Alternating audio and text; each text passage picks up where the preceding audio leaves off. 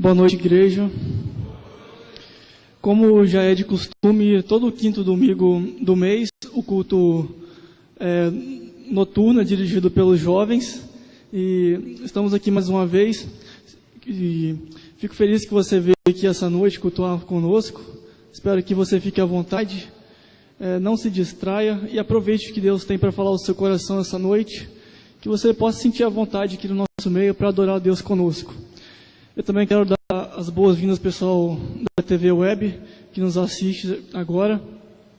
E aproveite o culto conosco, sinta-se à vontade e numa oportunidade breve, espero que esteja aqui conosco também. Nós vamos cantar ao erguermos as mãos e clamarmos a Ti, em sinal de rendição. Vamos dizer que só o Senhor é santo, só o Senhor é digno de honra, glória e louvores.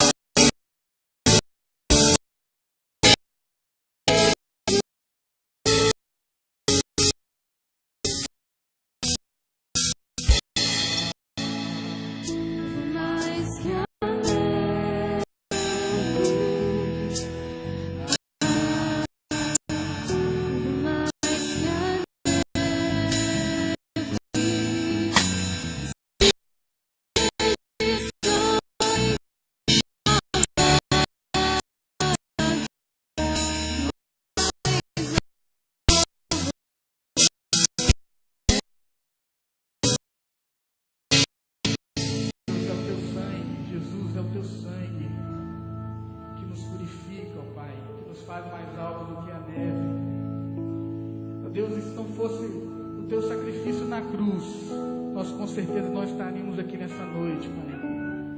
Nós não teríamos motivo, ó Pai, para estarmos congregados aqui, com essa liberdade, ó Pai, nessa comunhão. Deus, muito obrigado, ó Pai, por ter enviado o teu Filho Jesus, por amor, ó Pai, do teu povo, porque o Senhor nos escolheu, ó Pai. Nós somos gratos a Ti, ó Deus. Recebe, ó Pai, esse louvor, ó Pai, essa adoração que prestamos, ó Pai, em nome de Jesus. Amém. Eu quero convidar você a abrir a Santa Bíblia em Lucas capítulo 15. E você agora vai ver se tem alguém perto de você na Bíblia e compartilhar a sua com seu vizinho e abençoar assim o seu irmão, a sua irmã. Lucas capítulo 15, do verso 11 ao verso 32. O tema da mensagem desta noite é um pai e seus 2 filhos perdidos. E a história é a seguinte: disse Jesus: certo homem tinha 2 filhos.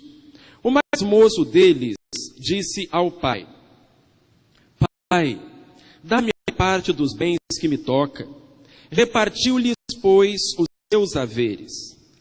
Poucos dias depois, o filho mais moço, ajuntando tudo, partiu para um país distante. E ali desperdiçou os seus bens, vivendo dissolutamente. Havendo-se dissipado tudo, houve naquela terra uma grande fome, e ele começou a passar necessidades. Então foi encostar-se a um dos cidadãos daquele país, o qual o mandou para os seus campos a apacentar porcos.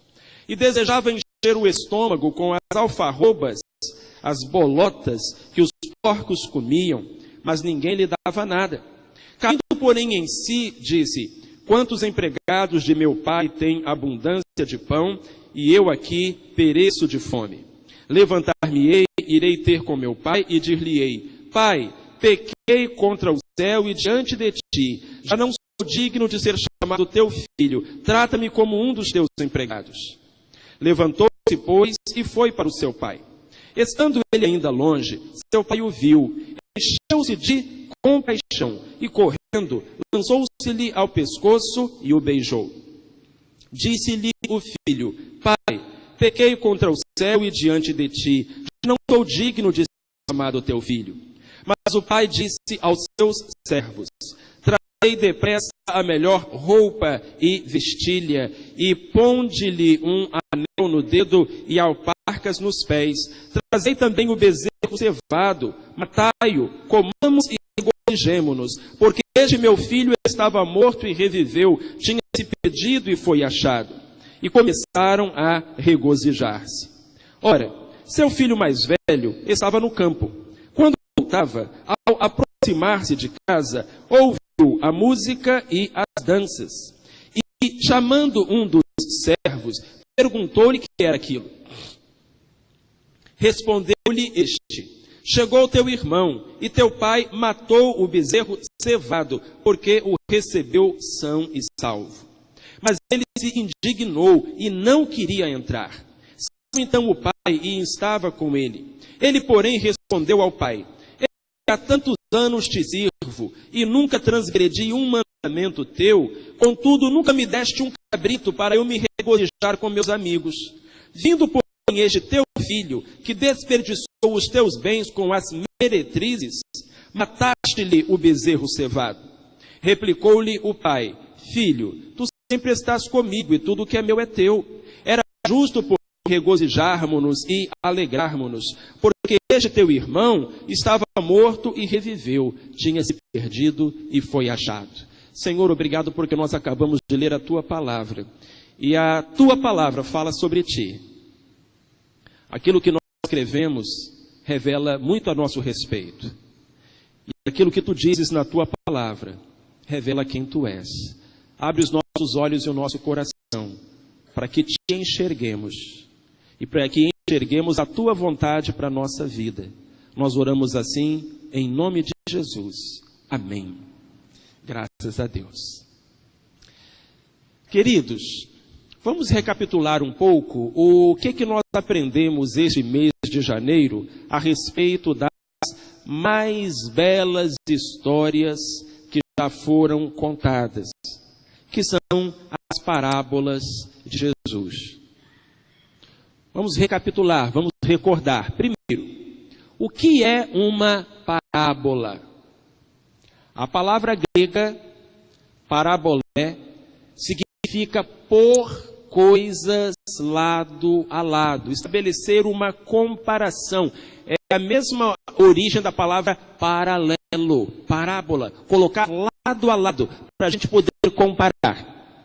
O objetivo da parábola é iluminar o ouvinte, apresentando-lhe ilustrações das quais ele possa concluir por si mesmo uma verdade moral ou religiosa. Por que Jesus contava parábolas? Com que finalidade Jesus usava estas histórias tão bonitas que até hoje falam ao nosso coração? Primeiro, para facilitar a compreensão.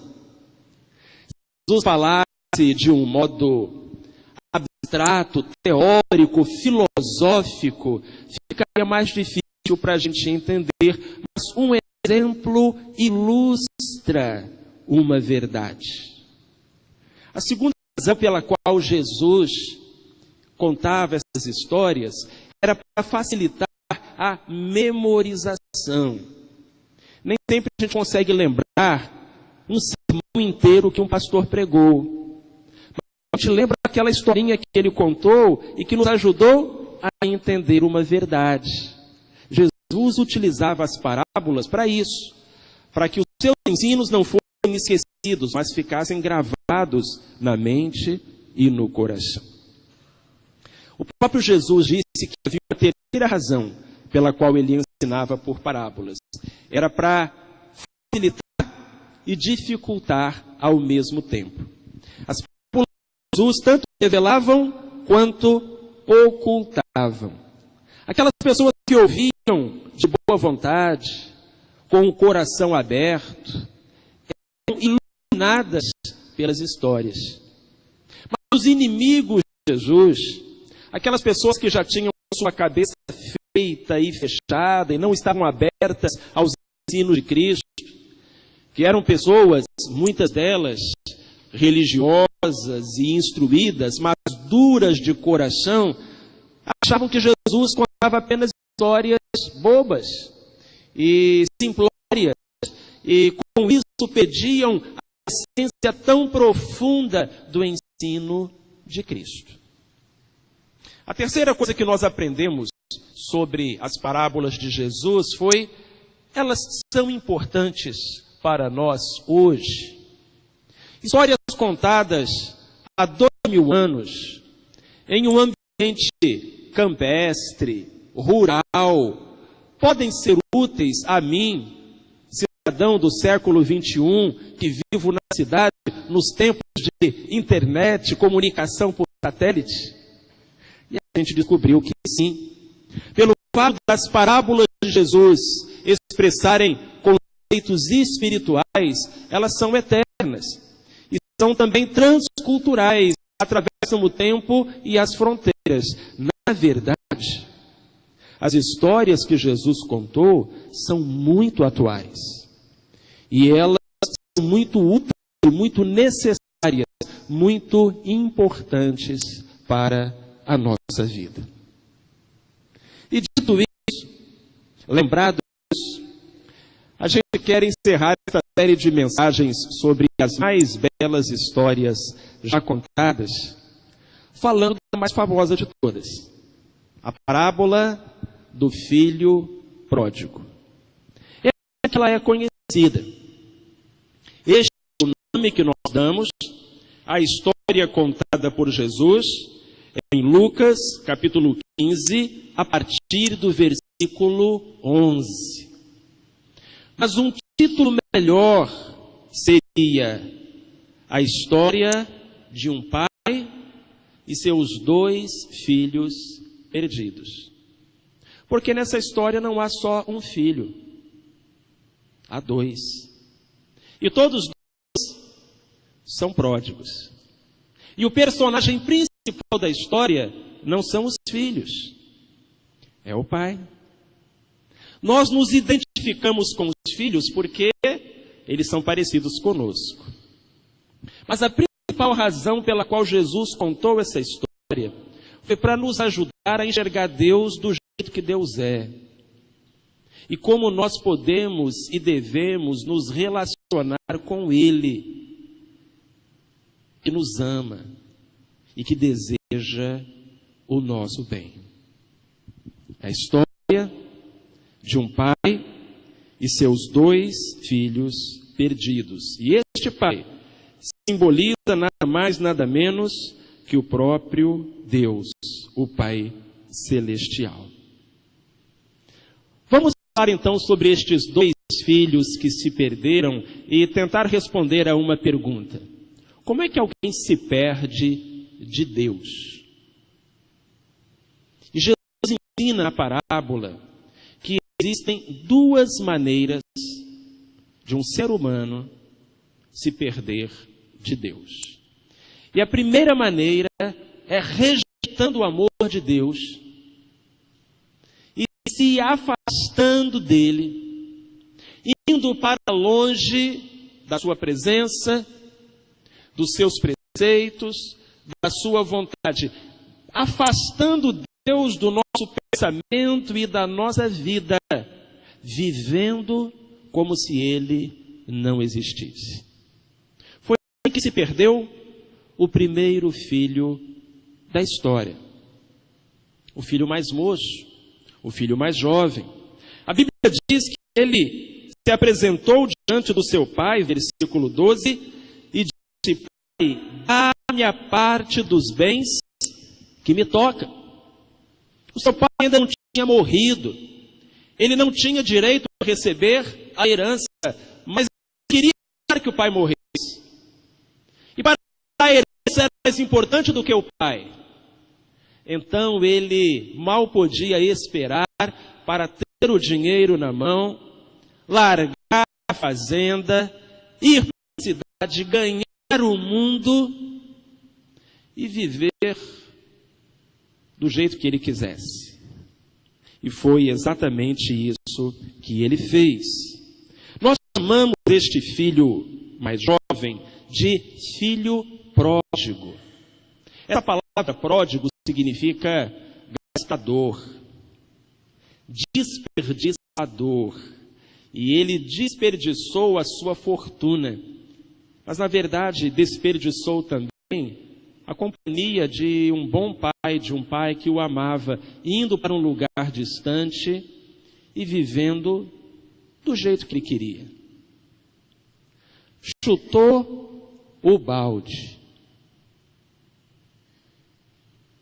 Irmãos, irmãs, chutou o balde. Jogou tudo para o alto. E foi viver a sua vida. Foi conhecer, foi experimentar aquilo que o mundo tinha para oferecer. Seguiu os impulsos do seu coração e o desejo dos seus olhos. Eu sou o dono do meu nariz. Eu quero fazer aquilo que eu desejo. E foi assim que ele se perdeu.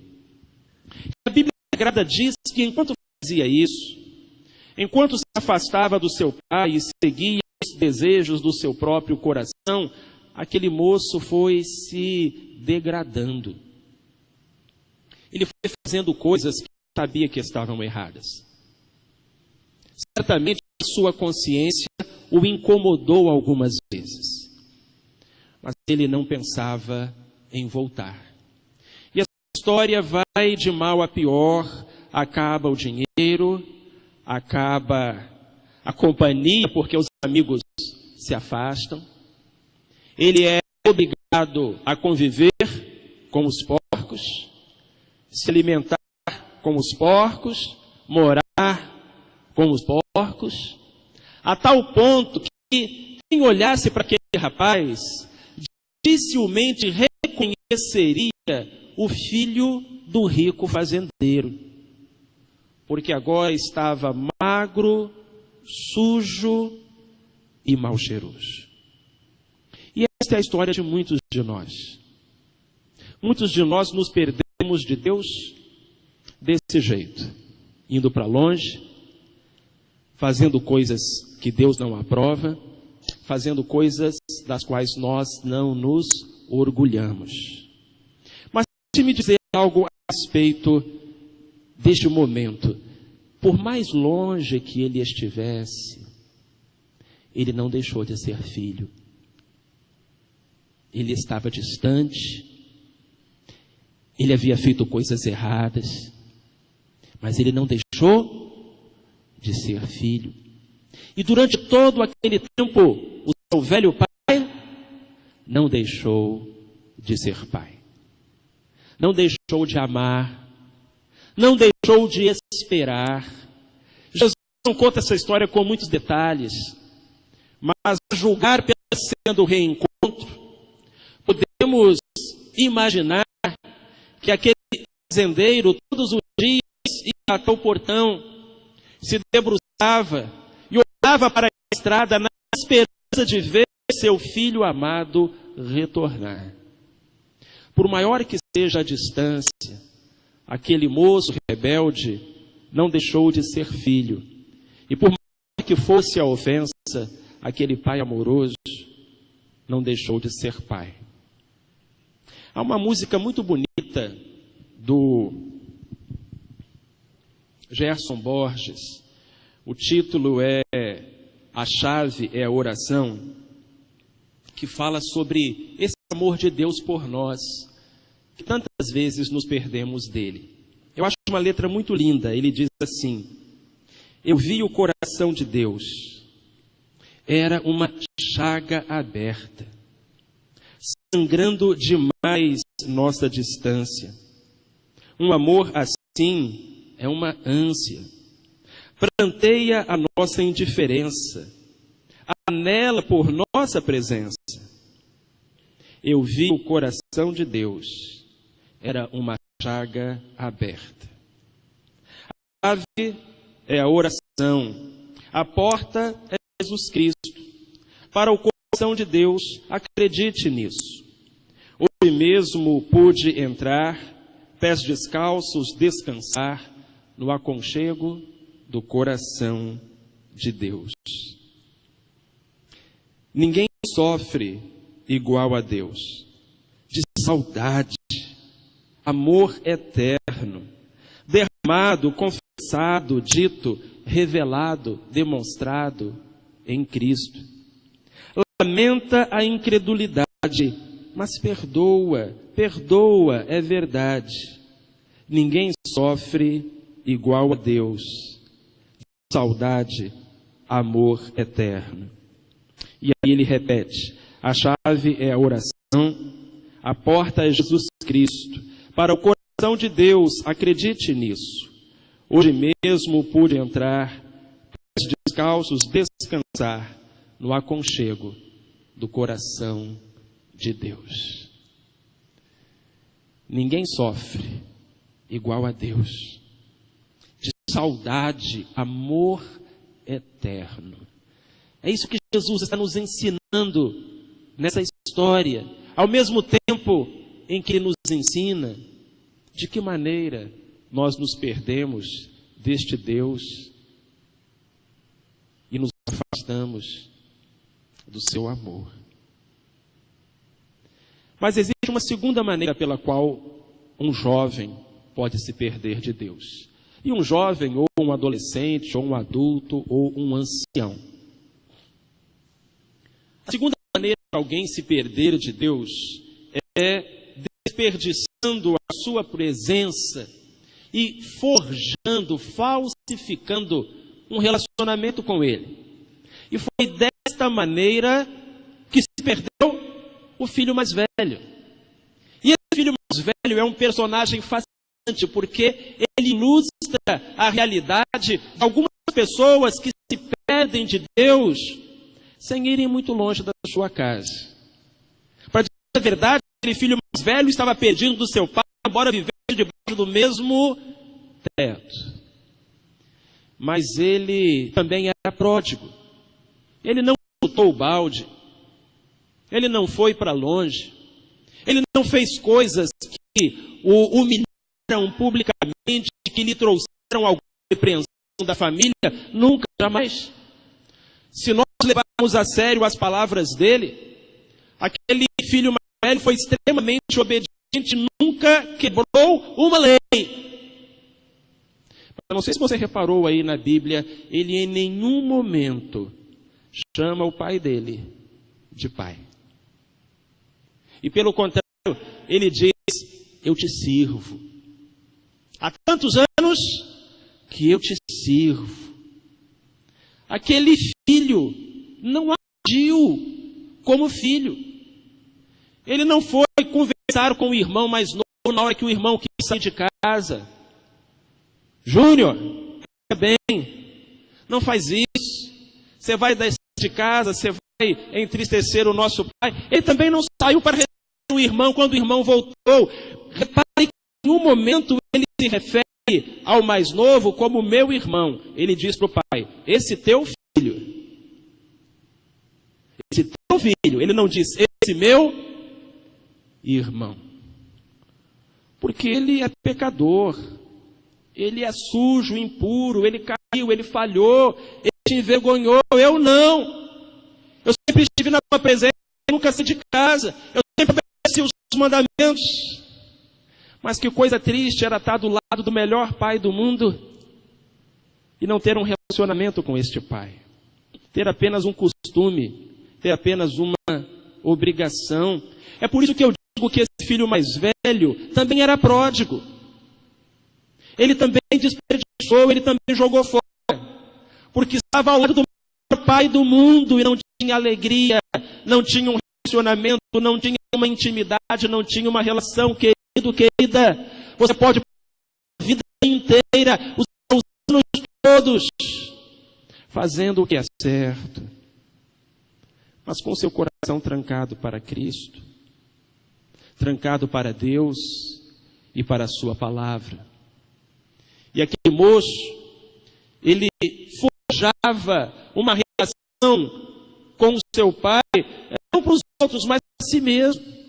Talvez ele pensasse que era o filho perfeito, e só descobriu que não era um filho, que vivia como filho quando as palavras saíram da sua boca. E então ele até se surpreendeu e disse, caramba, é assim que eu me sinto aqui. E quando eu vejo outras pessoas que são abençoadas, as pessoas não são tão esforçadas quanto eu fico achando que Deus não é justo. E quantas vezes a gente pede a misericórdia de Deus para a nossa vida, mas fica zangado quando Deus mostra a misericórdia dele por outra pessoa que a gente acha que não merece.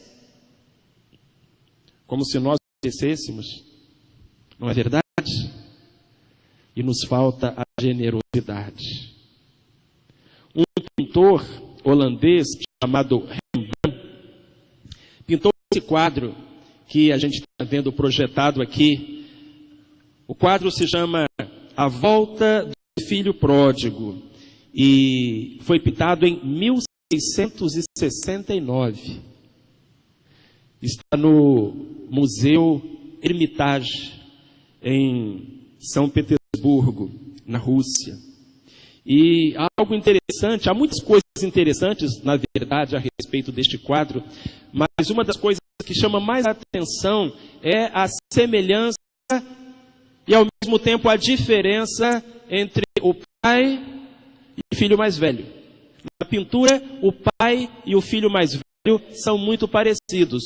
Os dois usam uma capa vermelha como símbolo da sua dignidade, bem diferente do que está voltando para casa, que está esfarrapado. O fazendeiro e o filho mais velho usam uma capa vermelha, todos têm barba, mas as diferenças começam, as semelhanças param por aí. Porque enquanto o pai se inclina para receber o filho que volta, o irmão mais velho permanece impassível, insensível, distante emocionalmente. E o pintor faz esse detalhe. Há um facho de luz iluminando a cena. E debaixo desse facho de luz estão o pai e o filho mais novo. Mas o filho mais velho está fora da luz. Fora da luz da graça, da misericórdia, do amor, do perdão, da salvação. Não porque o pai não queira que ele participe dessa luz, mas porque ele se coloca de fora. Coração endurecido. Cresceu com o pai. Viveu toda a sua vida na casa do pai. Mas não conhecia o pai. Estava perdido. Perdido dentro da casa do próprio pai. E é desse jeito que a gente se perde. Alguns se perdem lá no mundão, indo para uma terra distante, fazendo coisas que degradam, terríveis. Outros se perdem dentro da igreja, no seio da família, mas sem conhecer o verdadeiro amor de Deus, infelizes, insatisfeitos. E aí Jesus termina a história. Ele ensinou qual é a maneira da gente se perder, e ele termina a história falando qual é a maneira de Deus nos salvar. O que o pai faz para salvar esses dois filhos? Para trazer estes dois filhos para junto do seu coração. Primeiro, a primeira maneira de Deus nos salvar é nos oferecendo o seu perdão. O pai dessa história é um pai que perdoa. E Jesus está nos dizendo através dessa história: o meu pai é assim. O meu pai é assim. Meu pai é um pai que perdoa, que está disposto a virar a página. É maravilhoso nessa história que o pai consegue enxergar através e ver o filho. Ele enxerga através da sujeira do filho mais novo. E lá está o filho que ele ama e que ele abraça e que ele festeja. E ele também enxerga através da carranca do filho mais velho. E lá está o filho que ele ama e que ele deseja e que ele perdoa. Então Deus nos oferece o seu perdão para nos salvar, para nos ter de volta, para nos restaurar, para nos dar uma vida que é abundante, uma vida que é eterna, porque Ele nos ama e Ele quer o melhor para nós. A segunda coisa que Deus faz para nos salvar é pagar o preço. Porque esse perdão tem um preço. Você quer ser perdoado por Deus? Você quer ter o seu coração lavado? Você quer ter os seus erros apagados? A página virada? Você quer ter o perdão de Deus? Preste atenção aqui, em nome de Jesus. Isso tem um preço. Não é assim não. Se você quer o perdão de Deus, tem um preço. Mas esse preço não é você que paga. Quem paga esse preço é o próprio Deus. Na história, o pai paga um preço alto para ter esses filhos de volta, que é a própria desaprovação da sociedade. Quando Jesus contou essa história pela primeira vez lá em Israel, as pessoas devem ter achado muito esquisita a história de Jesus, porque aquele pai fazia coisas que normalmente um homem de respeito, um fazendeiro respeitado, jamais faria. Por exemplo, quando o pródigo aponta lá no fim da estrada, a Bíblia diz que o seu pai se enche de compaixão, versículo 20, e corre e lança ao seu pescoço e o beija. Naquela época e naquele lugar, um homem de respeito não corria em público. E se aquele pai corresse ao encontro do filho, os empregados, os vizinhos, o pessoal da aldeia diriam assim: esse velho ficou doido. Mas o pai está disposto a pagar esse preço.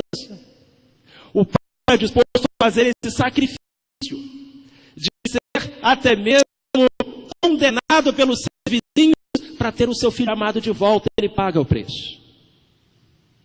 A segunda coisa esquisita que os primeiros ouvintes dessa história devem ter achado estranho é que quando o filho mais velho faz birra, faz pirraça e diz: eu não vou entrar nessa festa porque meu irmão não merece, e ele fica do lado de fora, o versículo 28 diz: saiu então o seu pai e instava com ele. Na época de Jesus, nenhum pai faria isso. Nenhum pai se humilharia a ir do lado de fora, trazer para dentro o filho que estava envergonhando publicamente este pai. Então, quando aquele pai sai para o lado de fora e ele conversa com o filho, mais uma vez ele é julgado, mais uma vez ele é reprovado, porque os homens de respeito daquela época não fariam isso. Eles diziam: passa para dentro, menino. E o filho passava. Então o pai está pagando um preço. Perdoar tem um preço. E quem paga esse preço não é o perdoado, é quem perdoa. O que Jesus está colocando nesse detalhe da parábola é que para você e eu sermos perdoados das coisas que a gente fez, o pai pagou um preço. Amém? O pai pagou um preço. E você sabe que preço foi esse? Foi o sangue do próprio Jesus.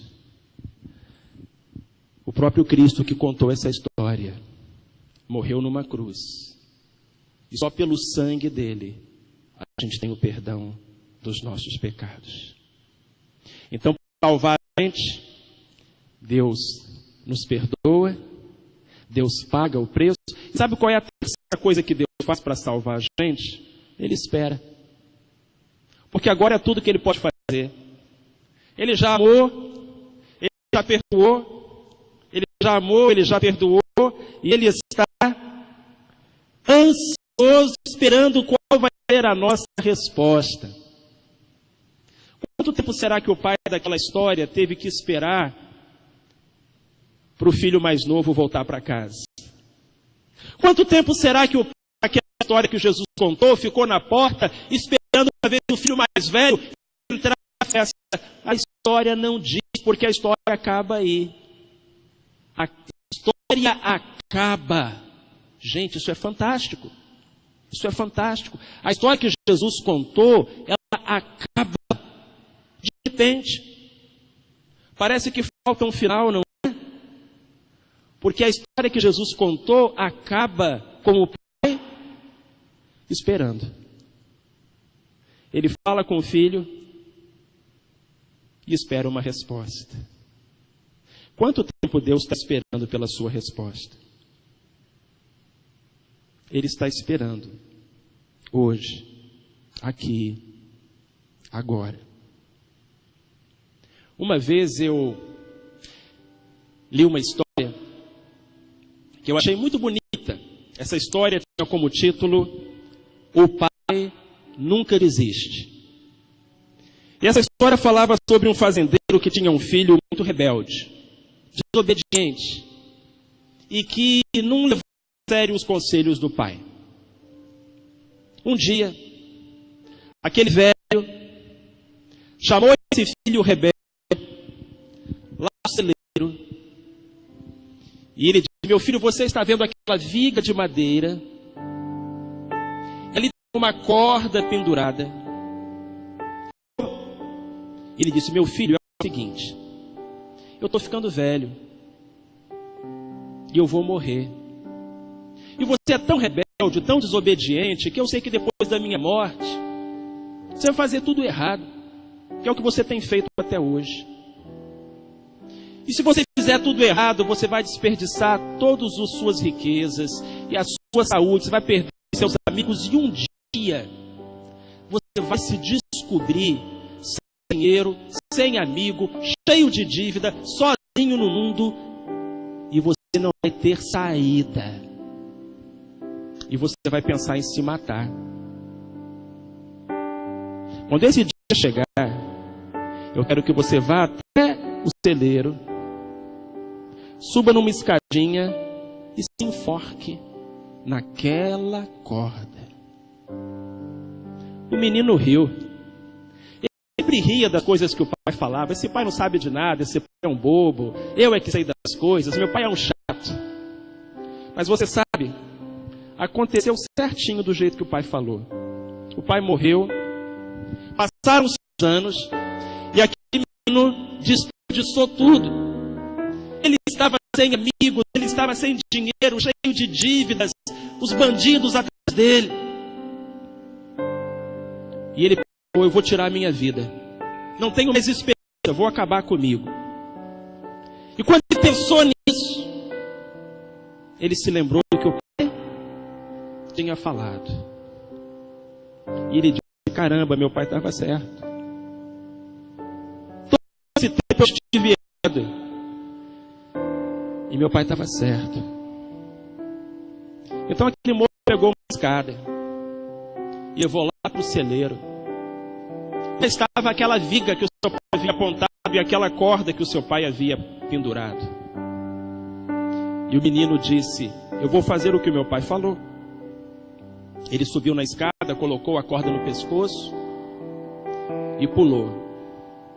Quando ele pulou, a viga quebrou. Porque a viga, na verdade, estava oca, só tinha casca.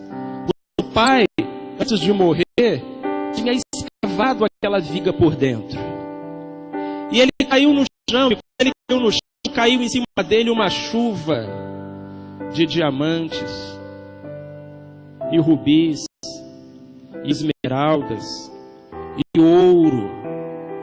Estavam escondidas, o pai tinha escondido dentro da viga de madeira oca. Uma coisa que caiu em cima dele foi um bilhete. Era um bilhete do pai. E no bilhete estava dizendo assim, essa é a sua última chance. Não a desperdice. O pai da história que Jesus contou é um pai assim. É um pai que não desiste. Um pai que nos perdoa. Um pai que pagou o preço pelo nosso perdão e que agora, no final da história, no final da parábola, está esperando. Doido de vontade de fazer uma festa por nossa causa. Doido de vontade. Que a gente abra o coração e entregue a vida para Ele. Ele não desiste da gente. Ele não desistiu de mim. Ele não desistiu de você. Como o pai daquela parábola que Jesus contou, não desistiu dos seus filhos, por mais perdidos que eles estivessem. Deus abençoe a sua vida essa noite.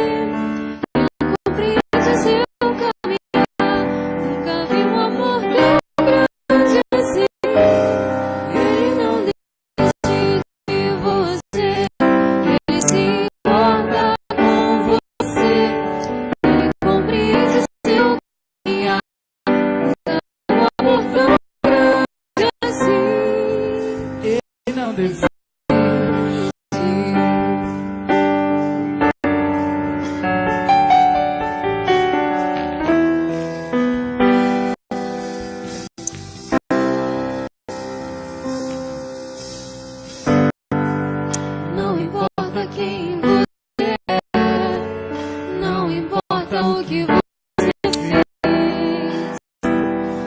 Jesus conhece seu interior tão bem. Quantas vezes você caiu tentando acertar, mas a tristeza e desespero te fizeram chorar. Não importa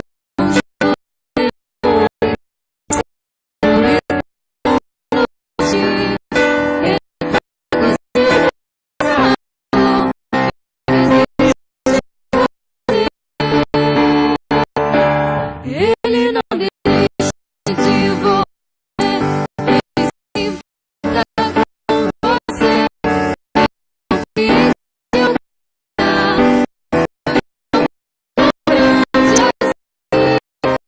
Ele não desiste de você, ele se importa com você. Ele compreende seu caminhar, nunca viu amor tão grande. Ele não desiste.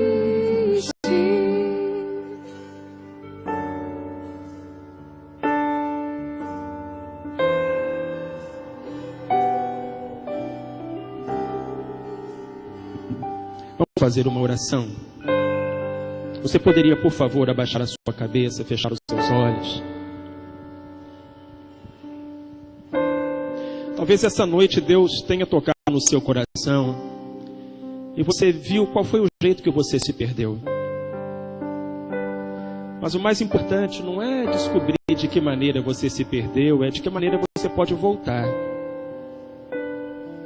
E de que maneira Deus faz você voltar, de que maneira Deus traz você de volta. Se dispondo a perdoar, pagar o preço e esperar. E eu sei que nesse momento existe um pai esperando a resposta de um filho, a resposta de uma filha que está longe, mas quer voltar. Então talvez você possa dar essa resposta: Pai, eu sei que pequei diante do céu e diante de Ti, me perdoe. Eu quero estar junto do Teu coração, eu quero crescer à sombra do Teu amor, porque o Senhor me amou primeiro, e o Senhor pagou o preço para que eu pudesse voltar. Pai, me ajuda, fortalece os meus passos, me traz para junto do Teu coração e me ajuda a permanecer ali. Eu quero Te seguir e eu quero estar contigo. Não quero apenas estar na Tua casa, mas eu quero que o Teu amor esteja em mim.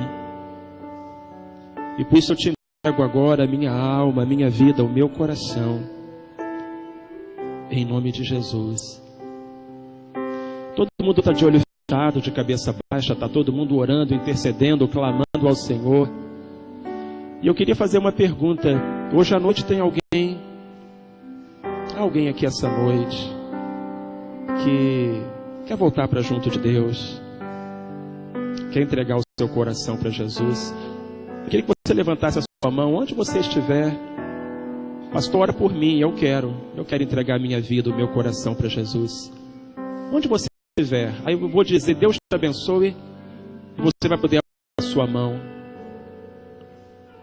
Se você essa noite quer entregar a sua vida, o seu coração, a sua alma a Jesus Cristo, onde você estiver, levante a sua mão. Quero orar por você. Deus te abençoe, queridos. Glória a Deus. Deus te abençoe. Aleluia. A festa na casa do Pai pela tua vida.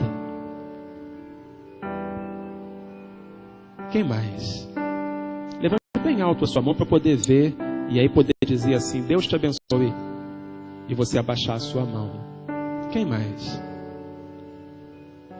Deus te abençoe, querida, aqui na frente eu já te vi, pode abaixar a sua mão. Graças a Deus. Louvado seja Deus pela sua vida. Quem mais? Quem mais? Onde você estiver, levante a sua mão, eu vou dizer: Deus te abençoe, Agora eu te vi, querida. Deus te abençoe. Amém. Obrigado. Pode abaixar a sua mão. Você é preciosa para Jesus. Você é importante para Deus. Mais alguém? Será que hoje à noite aqui na casa de Deus, algum irmão que está afastado da sua igreja e que quer voltar para os caminhos do Senhor, queria que você levantasse a sua mão. Pastor, eu quero, ora por mim, eu quero voltar para a igreja, quero voltar para os caminhos do Senhor. Levante a sua mão, eu vou dizer, Deus te abençoe, e você poderá abaixar a sua mão logo em seguida. Onde você estiver agora, já te vi, querida, pode abaixar a sua mão, graças a Deus, que bom. Mais alguém? Levante a sua mão bem alto, onde você estiver. Você está na casa do Pai. E Jesus te mostrou como que é esse Pai. Maravilhoso. E você não precisa ter medo diante dele. Levante a sua mão. Pastor, eu quero voltar para os caminhos do Senhor. Ora por mim. Levante a sua mão, se você quer tomar essa decisão hoje. Eu gostaria também de saber, tem alguém aqui hoje à noite, você está na igreja, você não está fazendo coisa errada, mas você quer consagrar a sua vida ao Senhor. Pastor, eu quero que Deus me use mais e melhor, porque eu amo esse Deus. Você quer consagrar a sua vida ao Senhor, irmão? Levanta a sua mão. Deus te abençoe. Amém. Pode abaixar. Graças a Deus. Deus te abençoe, meu irmão. Graças a Deus. Deus te abençoe, minha irmã. Graças a Deus. Deus te abençoe. Deus te abençoe. Já te vi lá atrás, aqui na frente. Pode abaixar. Deus te abençoe. Talvez você esteja igual aquele filho mais velho. Você está na casa de Deus. Você está cumprindo as obrigações. Mas cadê teu amor? Teu primeiro amor? Tua alegria? Teu encantamento? Pastor, eu quero voltar a trabalhar, a dar a minha contribuição, consagrar a minha vida. Quero ser útil para Deus como eu já fui um dia. E eu estou meio parado, pastor. Ora por mim. Levanta a sua mão que eu vou orar por você. Se você quer tomar essa decisão, pode abaixar, já te vi. Pode abaixar, já te vi. Pode abaixar. Pode abaixar. Graças a Deus. Graças a Deus. O Senhor estava esperando por isso. Pode abaixar a sua mão, já te vi. Graças a Deus. O Pai estava esperando por isso. Pode abaixar a sua mão, já te vi. O Pai estava esperando por isso, irmão. Graças a Deus. Eu vou fazer só uma última pergunta. Talvez você tenha um filho pródigo. Um filho que está longe dos caminhos do Senhor. Como aquele pai. E você se identifica essa noite mais com o pai do que com os filhos nessa história. E você queira dizer assim, pastor, eu queria que a igreja orasse pelo meu filho, pela minha filha, pelo meu neto, pela minha neta, por um irmão, por um sobrinho, porque, pastor, eu vou redobrar as minhas orações em favor desse moço, dessa moça. Mas eu quero que a igreja ore junto comigo. Levante a sua mão. Deus abençoe. Estou vendo muitas mãos levantadas. Deus abençoe o teu pródigo, a tua pródiga. Que Ele traga de volta. Irmãos, me perdoem, mas quero muito fazer isso. Vocês todos que levantaram a sua mão, vamos vir aqui na frente agora, irmãos. Vamos fazer uma festa. Vamos fazer uma festa igual aquele pai fez. Nem que essa festa seja regada a choro, a lágrima, a coração quebrantado, mas é o povo de Deus reunido. Quando o milagre aconteceu, quando a salvação veio, o pai não ficou sozinho, ele chamou o pessoal e disse, gente, vamos ficar juntos. Se é para comemorar, vamos comemorar juntos. Se é para chorar juntos. Eu queria que você que levantou a sua mão viesse aqui à frente agora para a gente estar junto e colocar diante de Deus a nossa resposta. A nossa que Deus estava esperando de nós, porque a vida preciosa aos olhos e se tornou precioso para nós pelo grande amor que Ele teve por nós. É maravilhoso. Oferece perdão, sua dor, seu sofrimento, porque Ele nos ama. Ele não precisava da gente, mas nós precisamos dele. Então queria convidar você a vir aqui na frente. Se você colocar os joelhos, se coloque de joelhos. Se você quiser permanecer em pé, permaneça em pé. Se você está na galeria, desça, a gente vai tirar você. Mas vamos correndo abraçar esse Pai que tanto nos amou e que tanto nos ama. E sim, Ele amou amor, a vida não tem sentido, não tem propósito, não tem razão. Mas com esse amor, tudo vale a pena. Vamos orar. Deus, nós nos colocamos de joelhos diante de Ti. É um momento tão importante, ó Pai. Alguns estão vindo aqui na frente porque receberam Jesus como seu Salvador. Outros porque estão voltando para os Teus caminhos. Aleluia. Glória a Deus. Louvado seja o nome de Jesus. Tem muita gente que está aqui na frente agora, está reconsagrando a vida a Ti. Eu quero trabalhar, eu quero ser útil. Eu não quero que os problemas, as decepções, as preocupações, as ofertas, nada apague do meu olhar o brilho por Jesus que me encanta e que é a coisa mais linda desse mundo. Oh Deus, muitos estão aqui na frente agora de joelhos porque, assim como o Senhor, eles também têm os seus pródigos, as suas pródigas. E assim como o Senhor não desistiu de nós, esses irmãos que estão aqui na frente de joelhos não vão desistir deles. E vão orar até que eles sejam libertos, abençoados, transformados, remidos, até que a alegria do Senhor faça morada no coração deles. Uma alegria verdadeira, um sorriso genuíno, uma satisfação que é eterna. Oh Deus, muito obrigado. Obrigado pelo Teu amor. Obrigado porque nos Teus braços há perdão. Isso custa tanto para o Senhor. É sempre tão custoso para o Senhor perdoar os nossos erros. Desculpa, Deus. Obrigado pelo Teu perdão, obrigado pela Tua graça, obrigado pelo Teu amor. Que o Senhor abençoe as nossas vidas, em nome de Jesus. Amém. Eu queria que você que está de joelho se colocasse em pé agora, desse um abraço no teu irmão, desse um abraço na tua irmã e dissesse: Deus te abençoe.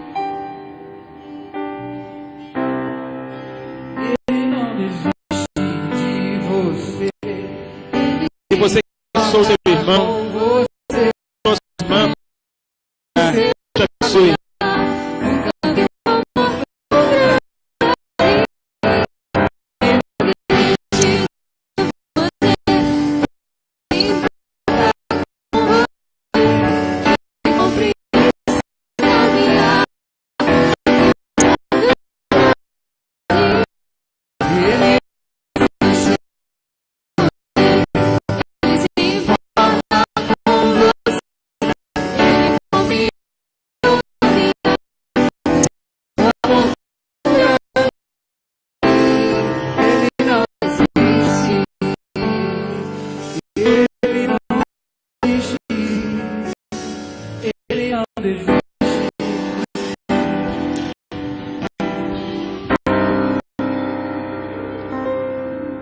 Deus não desiste.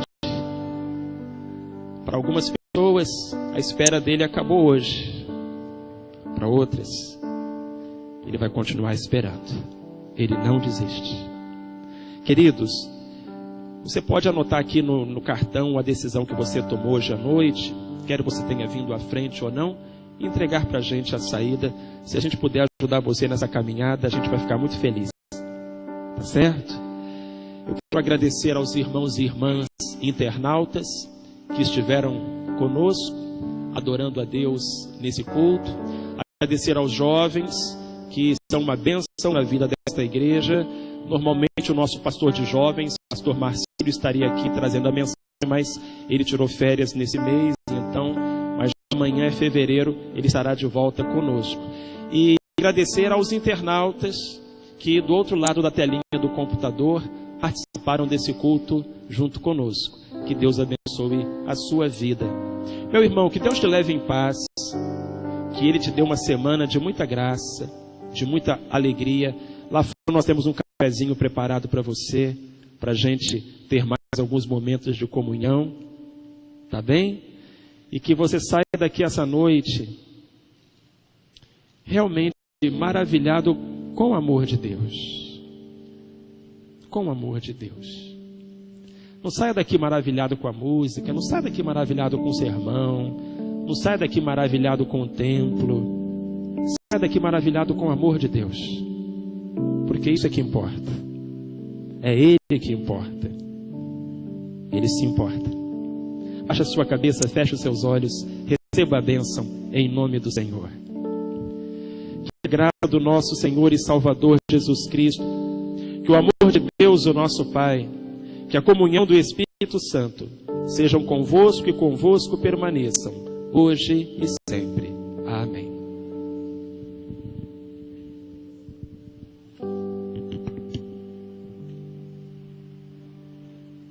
Como é bom te louvar, como é bom te adorar e dizer que é Senhor sobre toda a terra.